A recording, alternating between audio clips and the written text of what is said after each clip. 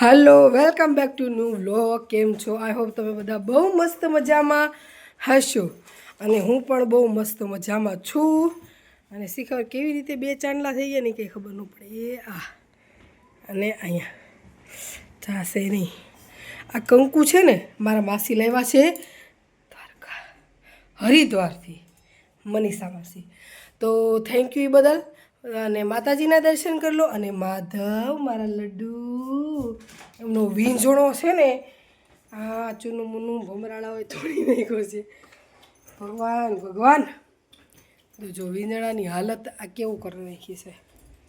અહીંથી આ બેહી ગયા હોય ને ક્યાંય જગ્યા ન મળે.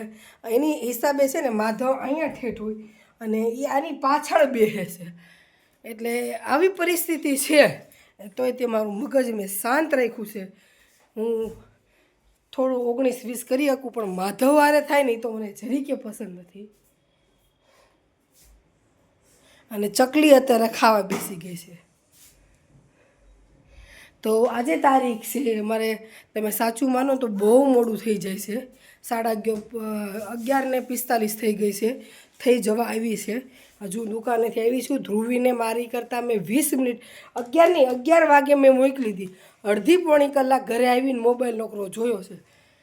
એટલે આજે તારીખ છે શુક્રવાર છે અને આજે તારીખ છે 21 મહાવદ આઠમ અને શુક્રવાર આવી છે અપડેટ. નેન્સી સ્કૂલે, ચેતન દુકાને, હું અહીંયા અને આ બેન મારી માથે. એટલું લોહી પી ગઈ છે ને પણ મને એમ લાગે છે 1-2 દિવસમાં સર્વિસ થશે. પણ સર્વિસ એવી થશે તો એ ના પૂછો તમે વાત. તો અત્યારે જમવામાં ચેતન ના પડે છે કે મારે નથી જમવું, કેમ કે એને 2 દિવસથી એસિડિટી બહુ થઈ જાય છે.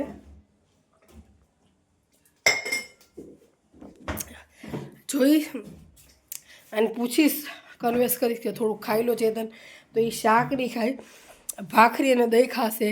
તો ફટાફટ ભાખરી બનાવી નાખું ચેતન આટું અને મારી અને નેન્સી આટું જો વટાણા બટેકાનું શાક કરું કે વટાણાનું શાક કરું. તો જોઈશી હવે 19-20 જમવા માટે બને છે. અત્યારે તો નેન્સી ધ્રુવીબેનને હું તૈયાર કરીશ અને મારું માઇન્ડ છે ને હું એની ઉપર બરફ મૂકી દઈશ. કેમ કે અડધી પોણી કલાક મારી માટે કાઢવામાં એટલા ડિફિકલ્ટ છે ને એની વાત જવા દો. કેમ કે આપણું ધાર્યું ન થાય ને એટલે પછી છે ને મમ્મીઓનું મગજ એવું થઈ ગયું છે કે એ જે એનું ધાર્યું ન થાય ને તે સામેવાળાને ધાર્યું ન થવા દે. એટલે શાંત રાખી જેથી કરીને છે ને ધ્રુવીબેનને મેથી પાક મળે નહીં ને સ્કૂલે જતાં રોતા જશે. એટલે અત્યારે ફટાફટ શાંતિથી જમવા મળી છે. હું ફટાફટ મારા 2 કામ બાકી છે એ 2 કામ કરી લઉં અને રસોઈની જે થોડીક પ્રિપરેશન છે એ કરી નાખું. કપડાં બપડા સુરત દાદા જો કાલે અહીંયા આ જ ટાઈમે મેં વિડીયો બનાવ્યો હતો. સુરત દાદા અહીંયા હતા, અત્યારે સુરત દાદા અહીંયા પૂગી ગયા છે. અનબિલીવેબલ તડકો છે અને વિચાર કરો હજુ તો મહા ચાલી રહ્યું છે. ફાગણ અને ચૈત્ર, વૈશાખ, જેઠના તડકા. ઓ મા બાપા, ઓફ માય એવા તડકા આવશે ને કે તુલસીમાં છે ને આને ક્યાંક છે ને પાછા મૂકવા પડશે. કારણ કે છે ને તડકોની વધારે તડકાની હિસાબે છે ને આમ થોડા કરમાઈ જાય એવા થઈ ગયા છે. એટલા માટે જો બાયું તો હજુ લેવાનું. આજે બીજો દિવસ છે કે ત્રીજો? બીજો દિવસ છે, ચોથો. જો અહીંયા બાયું તો લે છે. શોપિંગ. આ નેન્સીના ડ્રેસે બતાવવાનું પ્રોમિસ કર્યું હતું. આપણે આજ સાંજ સુધીમાં બતાવી દઈશ. કેમ કે તમને પણ ઈચ્છા હશે કે નેન્સીના કેવા ડ્રેસ લીધા હશે. બસ લાઈક કરી નાખજો, શેર કરી નાખજો, સબસ્ક્રાઈબ કરી નાખજો. કાલે અડધો વિડીયો આવ્યો તો એ બદલ સોરી, પણ સમજી જાઓ તમે. એટલે પરમદી અને કાલે 2 જગ્યાએ કાલે મેં અડધો વિડીયો ઉતાર્યો છે, આજનામાં હું ભેળવી દઈશ. તો સોરી અબાઉટ દેટ. કેમ કે સમજો યાર, મારી સિચ્યુએશનને.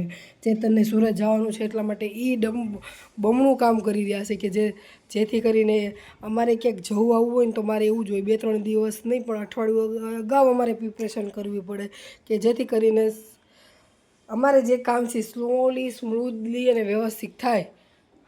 એટલા માટે જો હડકમ થઈ ગઈ છે. તો અત્યારે આપણે મળીએ બપોર પછી. આ લોકોનું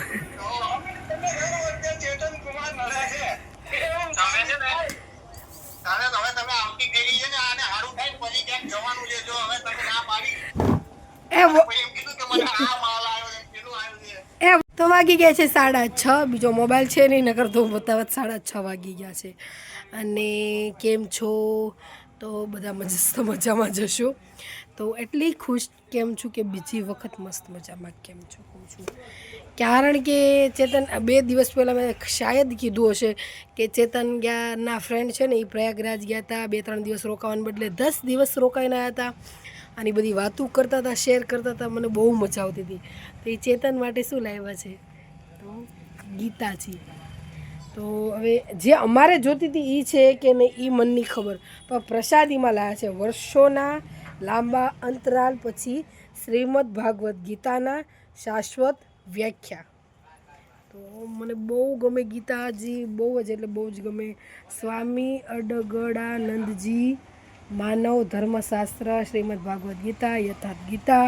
એટલે યથાર્થ ગીતા એટલે થોડુંક ઓલું છે, પણ યાર ગીતા છે 52 લખેલું છે. તો તમને આ શું ગીતાજી મળ્યા છે તો કમેન્ટમાં લખજો. અને એક પ્રસાદી છે. અને જો પડે બીજી વસ્તુ અમારે પડી જાત. તો સાધના જો રિયલમાં જો મહાકુંભની પ્રસાદીનું જે ઘડો છે ને, તો હું તમને વાંચીને બતાવું. अमृत कुंभ महाकुंभ प्रयागराज उज्जैन नासिक और हरिद्वार में भी प्रयाग जैसा ही पर्व है. फल है प्रयाग जैसा ही महिमा. એટલે કે ત્યાં પણ બધી મહિમાઓ છે. ઓમ તત સત સોરી ઓમ લખ્યું છે, તત સત રેડી છે. એક મિનિટ.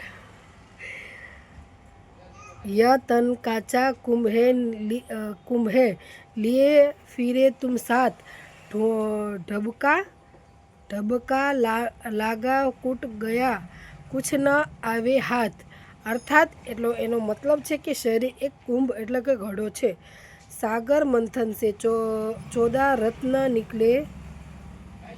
निकले जिसमें 13 रत्न लोक समुद्र जीवन का सौंदर्य है.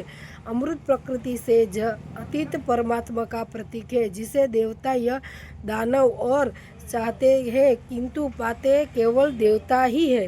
देवता संपद जो आके हृदय से संग्रहित होगी आपका यह घट अमृतमय हो जाएगा. प्रभु की अनुकृपा से आप अमृत प्राप्त कर लेंगे. अंत प्रेम से एक परम प्रभु का स्मरण करें अमृत पा जाएंगे. સરસ. એટલે આનો અર્થ એ છે કે એટલે જે 14નો જે બાતતા હતા એની વિશે કીધું છે. અને જે પ્રભુને તમે अमृत प्राप्त करे लेंगे कि प्रभु के अनुकृपा से आप अमृत हो जाएगा. હું પછી સમજાવીશ તમને એકદમ, કેમ કે મારું મગજ છે ને ગીતામાં અને આમાં આપણને ન હોય કે ફટાફટ જોવું એમાં શું શું છે એમાં છે, એટલા માટે એનો અર્થ મને બધી ખબર છે. હમારે પ્રકાશ એટલે આ છે અમૃત કુંભનું બધું લખેલું છે. ઓહો બહુ ફાઇન છે. ફાઇનમાં તો છે ને એનું જે બધી હોય ને એવું બધું લખેલું છે. એટલે હું આખી વાંચીશ અને છે ને તમને સંભળાવીશ. એટલે આખું તો નહીં સંભળાવું, પણ મેં શું વાંચ્યું. ભગવાન રામ કા વ્યવહાર સરસ છે. છોકરાઓને સમજવા જેવી છે. એટલે કે यथार्थ गीता के प्रणेता परम पूज्य स्वामी जी अडगड़ानंदजी महाराज अडगड़ानंदजी है ने એટલે આ 4 ને 4 8 કિતાબ લખી છે અને આ 4 ને 4 બીજી 8 ને 8 16 કિતાબ લખી છે એની વિશે. અને ભગવાનને આપણે બેને અટેચ ભગવાન અને આપણા બે વચ્ચે અટેચ કરવા માટે બધી કિતાબો લખી છે. એમાંથી શાયદ આમાં શાયદ એક કિતાબ તો છે આપણી પાસે. ચેતન આવી ગયા છે એટલે પ્રસાદી આવી ગઈ છે. 3 કિતાબ આવી છે આપણી પાસે. તો આપણે મંગાવવું હોય ને તો એના બધા નંબર ને એવું બધું છે. તો પછી મળીએ હવે.